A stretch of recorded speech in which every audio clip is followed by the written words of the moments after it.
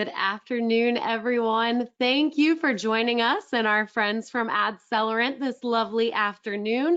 We are so happy to have all 621 of you joining us, whether it's here live or in the recording later. You are all wonderful and we're happy to have you. As always, I'm here to give you a little bit of a lay of the land. We will take questions throughout the webinar. We'll get to any that we haven't answered during the webinar at the end. And if we still haven't answered all your questions, we will answer them in an email. So make sure you're asking away. Also, the other question I know I'm always going to get, will I get the deck? Will I get the recording? Yes, you will get the deck and you will get the recording. Be on the lookout for an email coming later from AdCellerant with both of those links. Now, of course, I'd love to make sure you guys are all aware of our conference coming up next month as well. I almost said next week. It feels like it's getting closer by the second. We'll be in Miami and our friends from AdCellerant will be there as well. So make sure you come join us. We have over 50 speakers that'll be there spread across 2.5 days. Lots of networking, lots of fun, and it's going to be in the sun. It's Miami. If you're ready for the AI movement, which, hey, it's coming, whether you like it or not, it's about time we start to get our feet wet in it. We're going to have 3 phenomenal speakers I've had the pleasure of getting to know for the past couple of months, and you're going to get to know them as well here in Miami. We've got the Queen Doer, Charlene Lee, that's going to tell you from practice what she's been able to get her hands wet with.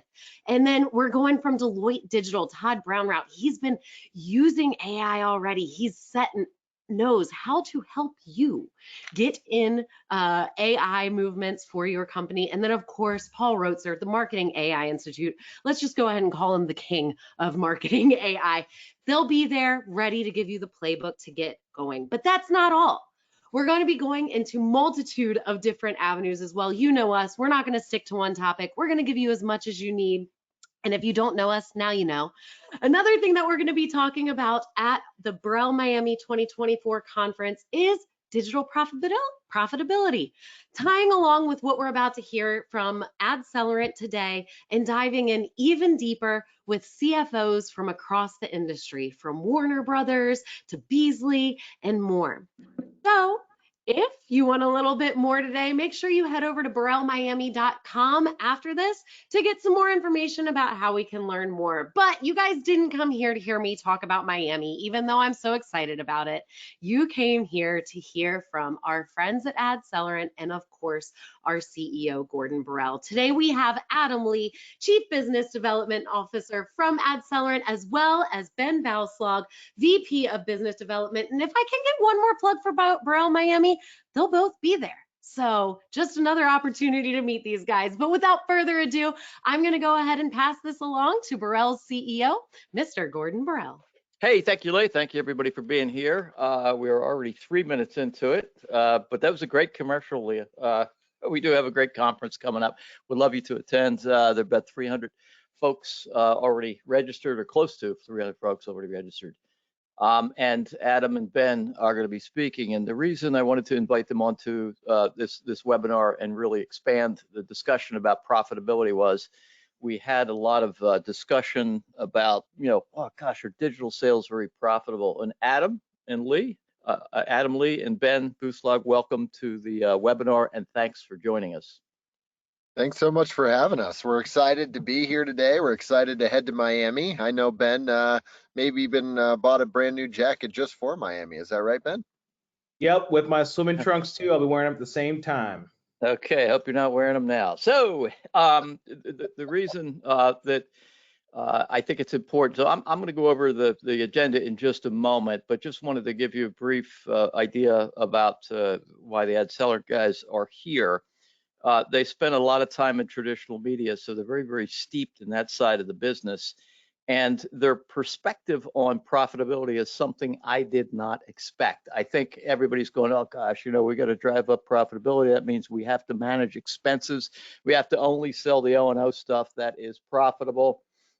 That's where we're headed. No, I mean, that could be a recipe for disaster. So their perspective on it is just really, really interesting. And it says, hey, wait a minute, before you just sell the profitable stuff, look at these things, not so good unless you kind of consider the media mix. So what we're going to do is I'm going to give you a level set on profitability. I'm going to give you some new research, the results of a poll you guys took for this webinar, latest research that we had on margins, and then going to turn it over to Ben and Adam, and they're going to talk about selling healthy, what I just described.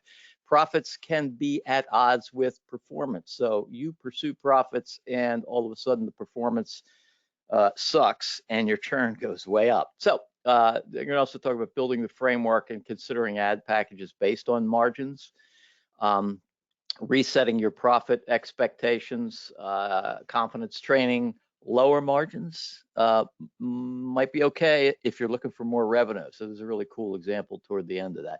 And we'll have time for audience Q&A. So we'll get right into it. But again, as Leah said, if you have questions during the presentation, please type them in and she will interrupt us. She loves doing that. This is who's on this call. I'm going to show you the poll results in a minute. We asked you about profitability. 79% of you are from media companies, newspapers, radio, TV, outdoor, cable. 12% from agencies. We've got some vendor suppliers, some others, mostly trade associations, some reporters on, and a few advertiser SMB, small businesses on this.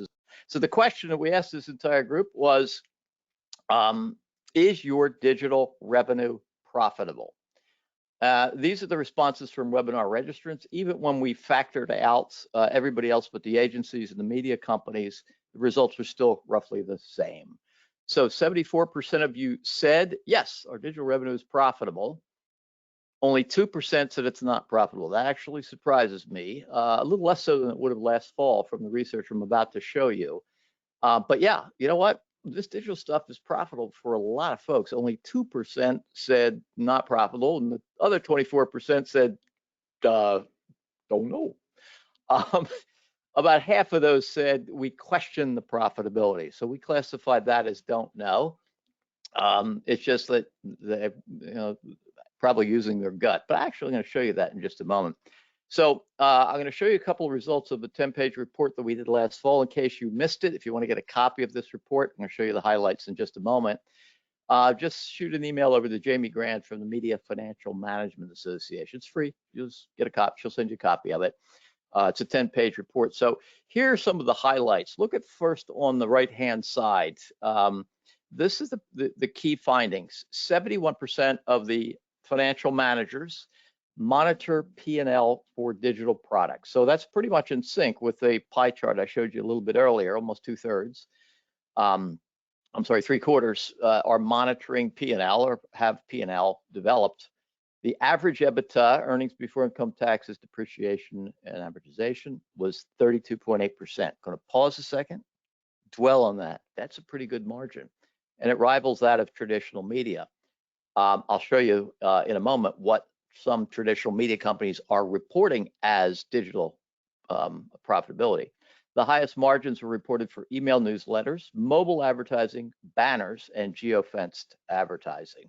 That's just a summary. There's a lot more in the report. However, we have to point out it doesn't account for expenses for shared resources. So if you got some poor content guy at your TV station who's developing content for the TV station and spending probably 1/3 of his time or her time repurposing that over to the web, none of those expenses go to the web. All those expenses go to the core product.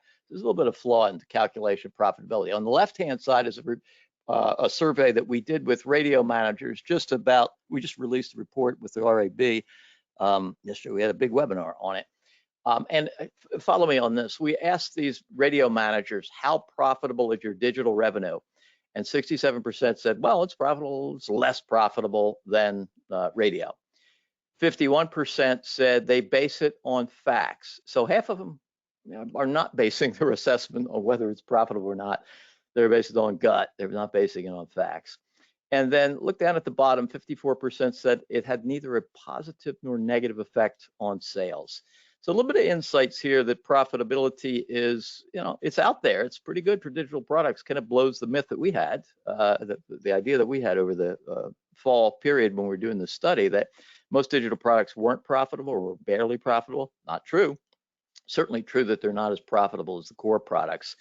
But also neither a negative or positive effect for most, the majority, at least of these radio managers. When you look at the profitability being reported by these 8 publicly held broadcast and print companies, what you're seeing is these are adjusted operating margins as reported in Q3, the latest filings that we have. Not everybody's reported for the fourth quarter yet.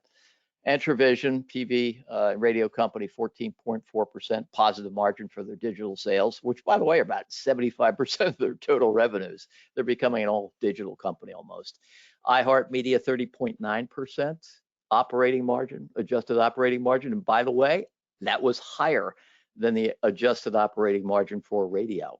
Interesting. Gannett's digital marketing services unit, 11%, Town Square, 32% almost.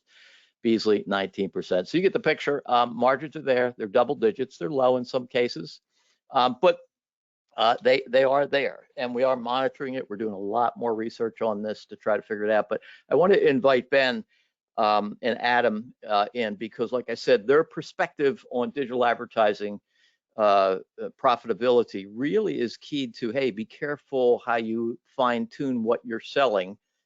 Only go to the type of products that are profitable, might be harmful to you. So let's turn it over to them. Ben? Thanks a lot, Gordon. Really appreciate the TF so far. But, based on AdCellerant, you guys, we have built this solution from our traditional media backgrounds, and we're applying our digital expertise to make sure you guys understand not just how to be profitable, but how to make sure that your customers are winning and their campaigns are performing as well.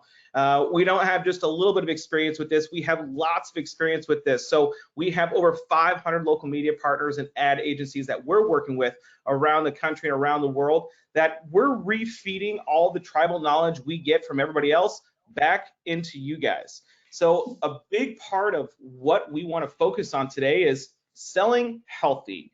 Profitability and digital sales, it makes a big difference when you're able to sell healthy. And what I mean by selling healthy, you guys, is one, your advertisers need to see positive performance. They need to see, they're getting form fills, phone calls, or they're getting, clicks to their website, whatever that might look like. But at the same time, you guys as media companies or agencies, you need to win as well. We need to make sure that this is profitable, this is scalable, and it's something that you can continue to do over and over. So, when we have these things and we find that kind of perfect medium, you're able to continue your legacies and not just be a authority in local news, not just an authority in local media, but an authority in marketing. It's becoming those true consultative sellers that you really want to be. And I just want to remind everybody, this is some data I will just never stop using. More than half of businesses are buying digital from these local media companies. They trust you. You have these relationships, and you can take full advantage of those relationships to be that marketing consultant, digital expert, or media expert for them. This is a recent survey from Borrell as well to remind everybody where the growth truly is happening. You see these top 4 are all tied to digital in particular. I love to see that local TV is picking up as well. I think that probably has something to do with the political season ahead. However, it's still things that we need to take into account here. So when you see where the opportunity is at, focus on where the juice is at and start squeezing those oranges where you're going to find those things. So paid search, targeted banners, video and OTT, as well as listing sites. So I'd consider that some like local SEO even. Those are where we really want to push our teams to focus. But at the same time, based on a few slides before, Gordon mentioned where are the most profitable digital products. Some of those things like paid search and listing sites were not necessarily the most profitable products. So it's all about creating a full funnel or omni-channel approach and finding that happy medium. We have to remember, you guys, at the end of the day, when you have these higher funnel products that create branding awareness, they're not necessarily going to provide the phone calls and form fills that your advertisers may be looking for. There's other products like providing interest in research or even conversion retention, intent consideration. They're mid-profit to lower profit, but sometimes they actually have better performance in terms of actually getting those leads in for those customers so that they see it, they feel it, and their business is growing because of it. So it's about making sure you take full advantage of all of those different types of products and services and solutions to create that omni-channel approach. So I'm going to hand it off to Adam to talk a little bit about how we work with our media company partners and agency partners to build a framework around that to, make sure that your advertisers are performing while you guys are winning and being profitable as well. Thanks, Ben. It's so great to be here today. Thank you again, Gordon, for having us. I want to, pause real quick and take a step back to how we got here. At AdCellerant, we are founded by folks who come from the local media industry, who saw how difficult it was to, within a changing environment, to keep pace with, the digital landscape and everything that was happening, within the industry. And, we saw a chance to provide media companies with the opportunity to sell and compete with agencies on the digital front, while maintaining what they can do on the O&O and what their core offerings are. It is truly in our DNA to help these companies, and that is really why we were founded, and that mission continues today. And so when we think about consultative selling and we think about, what does it mean to offer digital to your clients, the goal isn't to replace anything that you're doing internally. In fact, it's there to augment and support and complement, what it is that you're offering to help keep, those media mixes healthy and those results continuing to come through for both you and the advertiser. And when we take a step back and we look at what are the goals of consultative selling, well, the crazy thing is it's actually the same for everybody that's involved. We want to drive more sales, both for our advertiser and for our own company. We want to increase profit to make sure that we're staying healthy as a business. We want to gain more customers to make sure that our voice is being heard in net new areas, and we want to really increase that customer loyalty and increase retention. And I think that's that last point, excuse me, on the retention front is so important in what we do, because if we are just product pushing something that is extremely profitable, that might give us a nice short-term gain, a nice shot in the arm, if you will, on the P&L, but you're also going to start to see much higher churn. So we take a very consultative approach as we think about what should our media mix look like. And so there's a lot of different things that we can offer, and it's, in our opinion, really where the AdCellerant Academy shines within our company is making sure that our reps who are talking to our advertisers really understand the role that each media or tactical channel is playing within the media mix. You'll notice here, this is not just digital that we've included in this funnel. You'll see TV, you'll see print, you'll see anything that we think that our customers offer, our partners offer, and we want our end advertisers and our partners to understand the role that each of these plays, because as Ben mentioned, and we'll get into here in a second, while some of these tactics can be high converting and they prove attribution for the investment that people are making with your company, they also give you low margins. So setting those expectations when you're creating a media mix, when you're putting together a program for a partner is so important, because your teams need to have a leg to stand on when you're reviewing reporting. And if those expectations aren't set up front, that can often lead to high churn, uncomfortable conversations, upset advertisers that not only lose you the digital business, but your traditional business as well, which we know is extremely important to that bottom line. I like the point you just made there, Adam, about the core business as well. So I think one of the things people need to realize, and I actually have put a presentation on about this subject in the past, is you're able to insulate some of your core products and your core revenues by offering up these digital solutions as well. Because if somebody else is offering this full suite of things, not only are they going to be taking digital revenues, but they're probably going to be trying to peel away core revenues from you as well.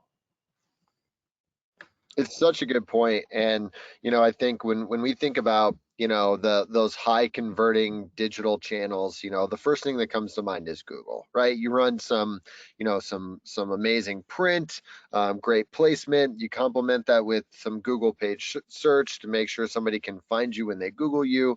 Well, a majority of that money is going to Google. That's not going to you, the media company.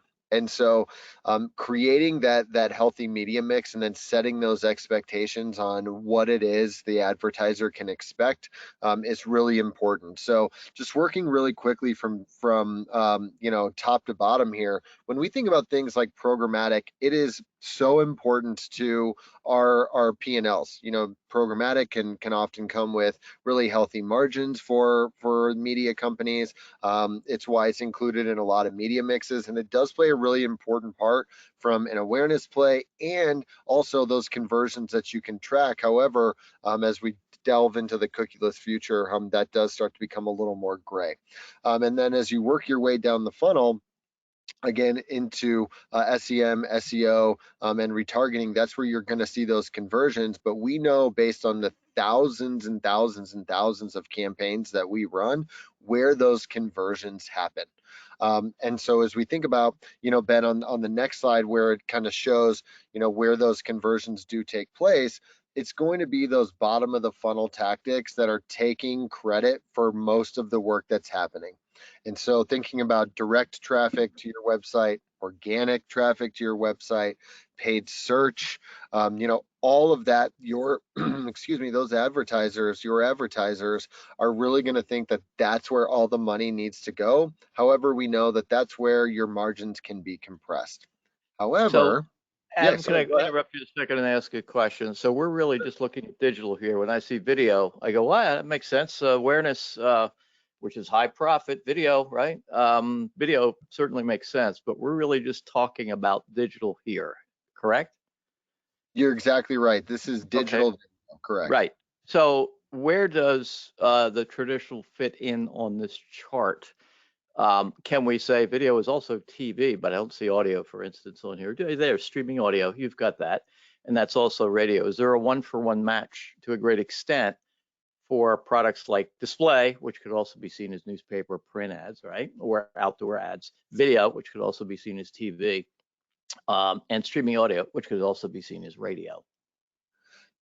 You're exactly right, Gordon. While this is more of the product suite that we work with our partners with, comparing that to the video, the TV, to comparing audio and radio, display and newspaper, those are all such important drivers of awareness, of foot traffic, really driving people to take action and creating that engagement, with the end buyer of your product, that we know that it's playing such a pivotal role. However, that conversion is going to happen elsewhere. So we are full believers in in an omni-channel experience that allows, that full media mix to take effect, and then you can start to convert them with those lower funnel tactics. And as we'll show here in a second, while when you run a full funnel media mix, yes, it might, slightly condense your margins compared to just running, say, just O&O or just, display. But what's going to happen is you're going to get much better results if you're running a full funnel campaign.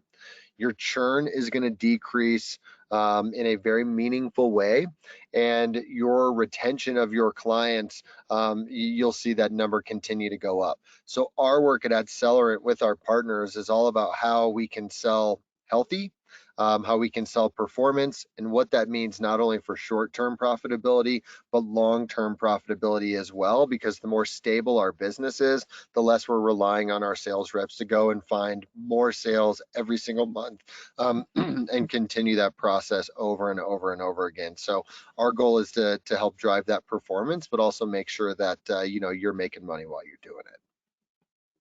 So this is a great example as well, Adam, where we've worked with partners directly to make sure we're putting together packages that one are going to be providing the appropriate performance for their customers while also maintaining the right kind of profitability for themselves. Whether those retail rates are something that's going to be a little bit more dramatic, they need to maintain a much higher level of profitability, or if their company requires something that's a little bit more modest. It really just depends on the company, what's going on within the business, and how we can support those things. But there's always a way to find that. So we've actually put together different calculators to ensure that we can find that happy medium for performance plus profit, and definitely something that we like to focus on for them. It's not just about making sure that one person's winning. Again, at the end of the day, we need to make sure everybody is winning.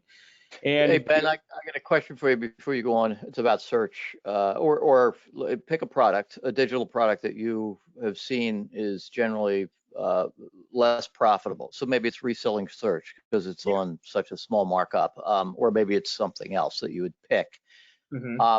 Is it, what would it be if you said, well, there's a product out there nobody really wants to sell because, oh hell, we're selling OTT and it's just a resale, so we can only make a small margin on it, or SEM, most of the money goes to Google. That's crap. So what is it, would you say, that is a necessary evil, if there is one, that guys, you really do have to consider selling this even if you have low margins, because it's a vital part of the mix? What would it be? You know what? I'd say it's probably tied to social media and Google paid search, that SEM. The reason I say that is because that's where you're going to see a lot of those lower funnel conversions, or even with social media upper funnel conversions. But regardless of making it, if you're not selling that to your customer and they're getting it somewhere else, whoever owns that has a better position to own the rest of the media mix than the group that's only selling the upper funnel products, because the upper funnel products aren't necessarily going to be providing the performance or the proof that says this is why you need to keep doing it. So let's stay on this path a minute. So you're recommending selling social media, and a lot of people are squirming in their chairs out there right now in webinar land, because it's the evil empire, right? And what are you doing? You're just buying some ads on Facebook, maybe throwing a management fee on it. So if you could pull back the curtain a little bit on what you mean by social media and promotions or advertising. Is it simply, taking some money from an advertiser to manage their ads and using some of that money to place the ads, display ads or boosted posts? Not necessarily. The way I think of it is, if you have a medical issue, you go to a doctor. If you have a legal issue, you go to a lawyer. If you have marketing needs, you should go to an expert. Advertisers can they can do all of these things themselves. But we know these SMBs and the owners and people who are running these companies, they're spending 5, 6, even 7 days a week managing their businesses. They don't have a lot of time to do their marketing. This is about being a true consultant to them and a marketing army on their behalf. That's the opportunity that all of us have, is to approach them with, hey, I'm going to be that marketing consultant for you and make sure that we can grow your business while you're focused on running it. Again, I don't mean to slow you down, but I do have a question about it, that a little bit further. So it sounds to me like what you're recommending, or what you're saying is, hey, it might not be a high margin, but the value that you're getting, ad salesperson for a radio station, for instance, the value that you're getting is providing the valuable service to the advertiser, which saves them a lot of time. And subtly, what you might be also saying is, and therefore you can sell them the high margin stuff, and that justifies it. Yeah, absolutely. You're building revenue, profit, and loyalty with your customers by doing this. Yeah, still a bunch of registrants are not going to want to sell Facebook advertising. But there, you've just given them good justification to second guess their own opinion. Well, I'm going to just chime in there real quick on 2 different points on social media, which is, one, your advertisers are buying it somewhere. And so, either you want to be a part of that buy or you don't. I think that's a really important thing to remember, is that there's a reason why Meta is so large of a company. There's a reason why TikTok is growing faster than any other social platform, so on and so forth. It's because people spend time there, and your advertisers are buying advertising to get in front of that audience. And if they're not getting it from you, they're getting it from somebody, and you might as well include that in your media mix, because social media, my second point is, it also can act as one of those lower funnel tactics that can also, yes, drive that awareness and engagement, but also help convert those users to make your campaign performance look much stronger. And so when you're going into those reporting meetings with your clients, you're able to not only grow the amount of share that you have from their advertising budget, but you're also able to show them much better performance as well. So it's kind of a win-win across the board. Great. I wanted to queue up Leah for a second to ask her if we have any questions, because we've got about 15 minutes. I know the webinar is slated for an hour. We're going to try to wrap up in about 15 minutes, but if we do have a lot of questions, we'll certainly go to the full hour. Leah, anything in the queue we need to be concerned about, or should we keep rolling? You can keep rolling, but if you're ready for a question, I'll throw it at you. Go ahead, just get one. And if anybody has any, please do type them in. We'll probably take most of them at the end, but go ahead, Leah. Perfect. And I think it goes back to the chart you had on maybe the slide before this. So since we are close to it, if you want to go there, but this is a specific question saying, we see a really good conversion from email, specifically O&O, but can you talk why that's not shown in your best conversion chart? I would say, O&O is not necessarily included in this piece in particular. If you're seeing great conversion from O&O side, absolutely include it. Again, we're kind of sitting on the digital side of the fence, that audience extension piece, and it's important to know, where that happy medium is. And so if you have pieces on the core side that are going to perform well, absolutely include it in there. Go back one slide, because it's on the previous slide, and let me mention something to you, because I was on a webinar a couple days ago for a big client across the country for a lot of advertisers, and we did talk about email. People who use email marketing are 4 times more likely to be masters of marketing as opposed to novices, so they know something. Think about it. Now, I am positive that during this webinar, we had 600 registrants. A bunch of you have been checking your email. Am I right? Okay, you're forgiven, but did you go upstairs and turn on the TV? You're downstairs. Did you turn on the radio? Did you look outside and see if you could see a billboard? Did you read the newspaper? No, email is phenomenally powerful, yet only 14% of advertisers use it, local direct advertisers. Meanwhile, the experts, 44% of ad agencies use email. So that's a really powerful tool, but I would agree. I saw the same thing that the registrant just mentioned, and that is email is good, not best for awareness, and conversions, not at all. I don't know about that. I think it's really tied to how you can track it, right? Making sure that you can tie it directly to where it came from is the number one thing that you can do. So if you have the tracking set up and you're seeing that proof in the performance, especially on the core side, absolutely. If you see it even on the audience extension side, then by all means, I encourage that as well. From our expertise, what we're seeing is that email, although it's, something that can be used to drive interest and to drive intent, they don't typically click the email and go and buy it right away. It's more of the, crow hop into that next part of that customer journey. Okay, you can move forward to your part about training, which I'm eager for everybody to see, but I just wanted to make that point. Email, extremely underrated right now, very powerful and high margins, because it's typically an O&O product for a lot of these media companies. But anyway, go ahead, guys. No problem. Thanks, Gordon. I appreciate the great questions. So creating confidence to drive profit and also drive performance. To us, it's something that we boast on time and time again.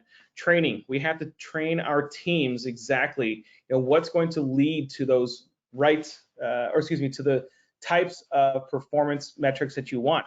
Do we want to just get clicks to the website? Do we want phone calls or form fills, or do we want to get people to go to a specific blog? It's about training them. And it's not just about training them, it's about letting them know, hey, we need to go after a bigger piece of the pie. Again, we talked about this before, how much of the marketing dollars out there are actually tied to digital. This report, I like this one a lot. This is actually something that one of our partners in a mid-sized Minnesota market actually got directly from Borrell. They use this with their team in particular to remind them, hey, this is where those digital dollars are actually being spent. This is where those marketing dollars are actually being spent as well. So this small radio station, what they realized was they were only getting 5 to 6% of total media budgets. And their reps were afraid of getting into the digital space just because they didn't want to do it. They thought that they'd be robbing Peter and their radio budgets to pay Paul and their digital budgets, where they may not have made as much money. But to overcome that, what we did was we realized and we helped them understand, we're not robbing Peter to pay Paul. They have those budgets. We'll take those radio budgets still, but we're going to go after a bigger piece of the pie. This is where the juice is worth the squeeze. Because if you are able to take over that full budget, then you can get, one, a lot more top line revenue out of it, and two, that will obviously lead to bottom line revenue as well. So this is a pretty cool piece where you can take to either your teams or even to your customers and give them a reason as to why we should be focused on providing digital solutions as well. It's not only about training your teams, right? It's also about training your advertisers, getting them to understand what is going to happen here. There are actually Ivy League studies that show why top of funnel tactics, whether it's programmatic display or geofencing or email or TV or radio or print, and how those actually provide lift to lower funnel products and the performance that those have as well. So one of the things that AdCellerant does with our partners is we actually join our partners, they white label us, and we actually put on presentations to advertisers to help set those expectations with the teams and make sure their customers understand exactly what those expectations are. What that leads to are larger deal sizes, more products per campaign sold, increase in revenue, and then that obviously leads to an increase in profit as well. So this is just one case study that we have of a series of educational webinars that we've done to make sure the advertisers are on the same page as what these reps and media companies and agencies are doing as well. And again, profit isn't just about gaining it for 3 months or 6 months. It's about making sure you can tie it in for as long as possible. Statistically, through the thousands and thousands of campaigns that AdCellerant's running at any given moment, we see that customers who are running more than 3 digital products at a given time are actually renewing their campaigns at over twice the rate because they see the performance across the board. They understand what this omni-channel approach does, but you might have one product that provides a very high level of profitability when the 3 products, it decreases that on a percentage with it, but you're still getting larger deal sizes and increased retention. So this is building profit over time, over years, rather than months. Finally, can you do it? Everybody can do these things. Again, it's taking an incremental crawl, walk, run approach. If you're not selling full funnel campaigns, if your team is not doing that, we'd encourage you to do so. With these partners in particular, we have one partner, again, this is the same partner that we work with in Minnesota. In an 18-month period, they grew their total revenue 160% by leaning into these trainings. They increased their total number of orders 4x in that same time frame, boosted their average deal size by 68%, and increased their total profit by over 2. That is something that we all need to think about is, all right, are we really only focused on high profit and maybe lower performance, mid-performance products? If we can set the right expectations there, by all means, I know that there's companies out there that do it. But if you want to insulate yourselves, take larger revenue share, and make sure you can protect your core assets as well, we recommend coming at it with a full funnel approach. Ben, I got to go back to that slide if you would. I got a question for you, but I also want to encourage everybody to type in their questions because we've got about 5 minutes before we get to all the questions. So you say in the paragraph on the left there that this broadcast partner hit a ceiling with their in-house agency. What does that mean? They realized that they were not able to scale more, and when they couldn't scale, they weren't able to sell more campaigns. They couldn't boost their revenue, and thus not boosting their profits anymore. Why didn't they hire more? Why didn't they hire more people? Because the what was it? Basically the full-time employee cost was more than what they'd be able to do in revenue, because the full-time employee cost just didn't produce the results that they needed to generate as much revenue that they needed for the appropriate amount. There's an interesting, I want to point this out, and I don't want to slow you down too much, but there's an interesting inflection point that we see occurring, and that is a lot of media companies have reached a saturation point with their existing sales reps and aren't hiring new ones. Some are, but a lot aren't. And they're going, why can't we sell? Why can't we get past 1 or 2% growth year over year? And they have reached this saturation point. And because they're strapped for expenses, more effort is going into controlling expenses than it is for making sales and increasing revenue, right? It's like, oh no, we got to get these expenses down. We got to migrate toward higher margin products, which I think you've kind of pointed out here is not the exact route to go. But this is a really interesting case study. I hadn't seen this before this presentation. And I think it is indicative as to what's happening. You're trying to sell more and more and more digital with the same exact number of resources without adding staff. So you got a choice in front of you: add staff, train your staff. Maybe they suck at what they're doing. there's some juice there, or bring in someone else, like an AdCellerant or someone else who can help leverage and help you scale just a little bit better. Anyway. Just wanted to make that point. You can move on. Anybody have questions? Type them in. Leah is about to be set loose. You're exactly right with this, Gordon. Those are obviously their options they have here, and whatever fits the boot for everybody is definitely what we encourage. But statistically, I think this is definitely where we want to be as data driven as possible to make sure that we can protect our businesses, protect our people, our profit lines, and overall growth, and protecting our communities too, and making sure we can continue to be that news resource to them. And so this leads us into predictions for 2024. Obviously, we're 2 months into the year, but these are things that we're actually seeing across the board. It's crazy to see that digital only accounted for 50% of ad spending in 2018. Obviously, with a couple of years like that COVID provided in 2020, that helped propel this quite a bit more.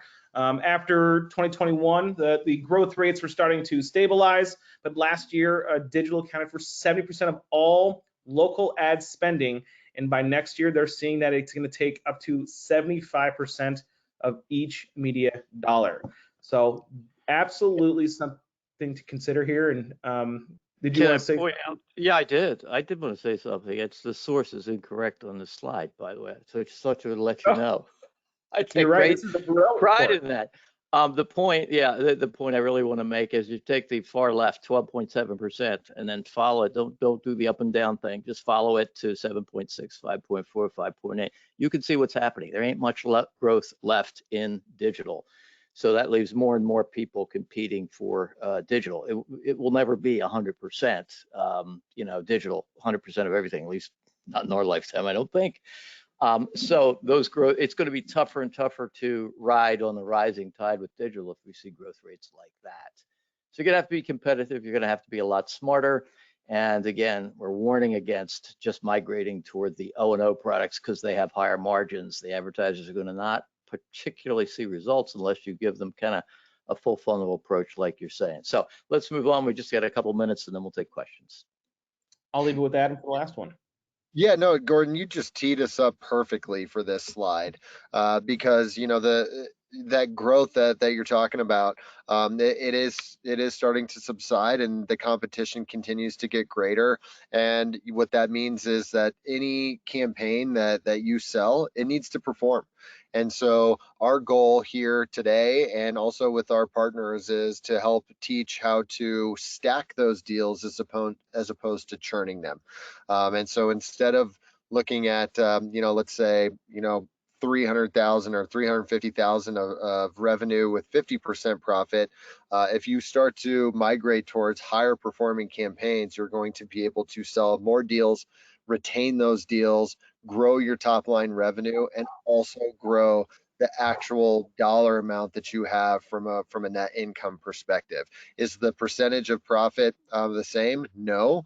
But is the actual dollar amount higher? Absolutely yes. So this is a formula we use for our partners, and we hope that you found some value in what we discussed today. And Ben, I don't know if you have anything to add on to that or wrap it up.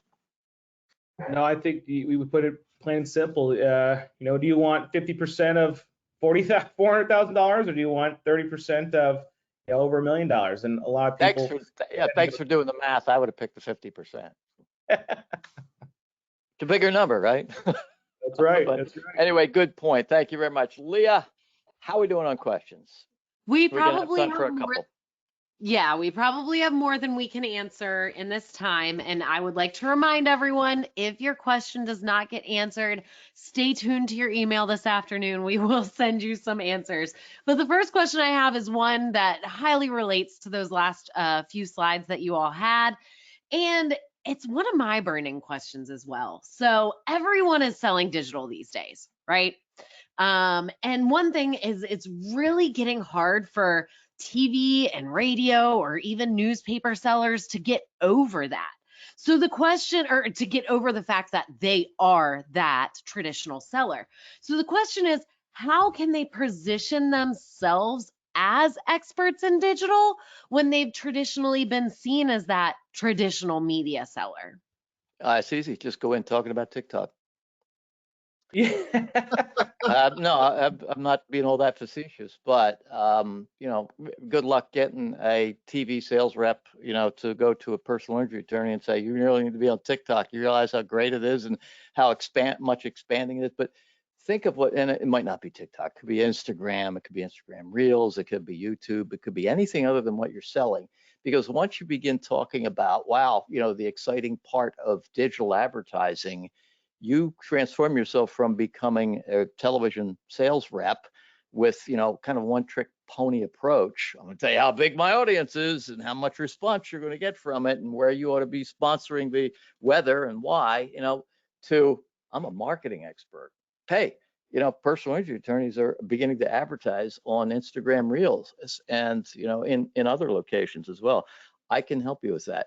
The other thing I'll say, and Ben and Adam, I'll let you jump in as well, is that we see it in our surveys. We run the largest surveys of advertisers in the country. We do run surveys every single month, but these two giant surveys we do every year, it's just really clear. Advertisers have lots of questions about digital and no questions about TV and newspapers and radio and outdoor and cable, because it's been around, in some cases, hundreds of years. They already know about it. What questions are you going to answer? The ones they want to have answered, or the ones about your own product, which they know and they just think you're trying to sell. So I don't mean to belittle the legacy media. It's very strong. It's very important. I think the story hasn't been told well because it's been overlapped by all the sizzle of digital and clicks and measurability, some of which is false and all those things. So position yourself as a marketing expert. I couldn't agree more, Gordon. And the way they're going to get there is by training. Yep. And it has to be consistent. Yeah, I love the idea of the webinars. I think, I thought they'd run their course back in the, early 2000s, but now it's like, gosh, it's even getting more complex. Leah, what else do we have? Hey, you brought up training, so I'm jumping right to one of those questions. Ben, are you seeing training as the single most effective change maker in digital sales acumen, or is it the four-legged sales calls with sales managers, or seminars hosted by AdCellerants for their markets, or is it a combination? What is it, Ben? There is no perfect formula. It's going to be different for everybody, depending on where they're at in their digital lifespan. I would say as a digital seller or a digital consultant. So training, I would say, is the most important. If you want to be the best out there, you want to. You got to talk about it in the first place, but you also got to be able to answer it on the fly if you're talking to a customer. You're not always going to have a four-legged sales call manager joining you there. We see seminars and webinars as a great way to, one, educate advertisers, create opportunities to retain business, upsell business, and generate new business as well. And then lastly, you need to make sure that that consistency stays, right? it's about making sure, because advertising or digital is offered by everybody, literally everybody, and it's even available as a do-it-yourself option in just about every single platform. You got to quit saying that you do it, and you got to start being able to differentiate the way you do it and your platforms and the quality settings that you place behind it as well. And then the last piece is through customer service. Even with all the technology, AI, everything being created today, everybody still loves that personal touch. So the more you can combine the technology, the quality of that technology, and also the quality of your customer service, the more you're going to win. Yep. And I have Ben, two recommendations. Go ahead, Adam. I was going to say, I wanted to reinforce something there, because in working with our 500 partners, there is a clear delineation on who succeeds here and who falls behind. And you said it, Ben, it's that consistency. You can't do one training and think your staff's got it. You can't do one webinar and think, well, I got my revenue for the year. It's that consistency of the training and just really committing to, training your staff and making sure they have the tools that they need to get in front of those advertisers on a regular basis. Our partners who do that and commit to that consistency always grow faster than those who don't, across the board. I have a quick suggestion. We'll go to the last question. We just got to close after that. And that is probably, I think, two ways to approach it. If you have kind of a national or big regional footprint, in other words, not just one station in one market or one newspaper or whatever, you can do verticals fairly well. Masters of personal injury attorneys, masters of emergency care clinics, masters of roofers or HVAC marketing. And those will have a big draw, and the most unused, very valuable asset of a lot of these traditional media companies is their own megaphone to promote those types of conferences or webinars. They would be webinars, and you get people, loads of people to sign up. Oh God, we're going to be talking about roofers and masters of marketing and tricks of the trade with things like TikTok and search engine marketing and SEO and traditional forms of media and how much to spend. They will sign up for that in droves. We've already seen it. We've done it ourselves. We've done some of those, and it becomes a lead list. And the other thing is, within a local market, it's better probably to do it if you're only doing specifically in one market, is a narrow vertical, and pick something that's new and exciting and something that everybody's asking questions about, like video and OTT or Instagram Reels or TikTok, and just be really narrowly focused. You'd be surprised at the people who would show up for that. Either in person, or you can certainly do it by webinar. Anyway, Leah, last question, and then we'll wrap it. I think it's an interesting twist to all of the great insights you guys just gave at the end of that last question. And this is, how do you suggest engaging in the race to the bottom of the pricing war? Say that again. That sounds like somebody sitting on the edge of their seats baiting us, but go ahead. It does. But we all know there's that ever evolving pricing war out there, right? Right. So especially with all of the great tactics and tools that you just gave to make sure that you are the consultant, you are there to help them. Still, when it comes to pricing, how do you suggest combating the pricing war? I could talk about this for the next hour. I have many thoughts on this. The race to the bottom is real. Google making all the money, our partners not, just getting pennies on the dollar for helping run amazingly productive paid search ads. That's real. There's two things that I would say. One, that healthy media mix is really important. Even if you start to have compressed margins in certain areas of your media mix, that's why it's important to bring in things that have both high and low margins. So at the end, those things start to average out a little bit, and you're healthy when you're looking at a campaign as a whole. The second is, goes back to that training and really understanding the role that you're playing in that relationship. You can go somewhere and get something for cheaper, but does that mean it's better?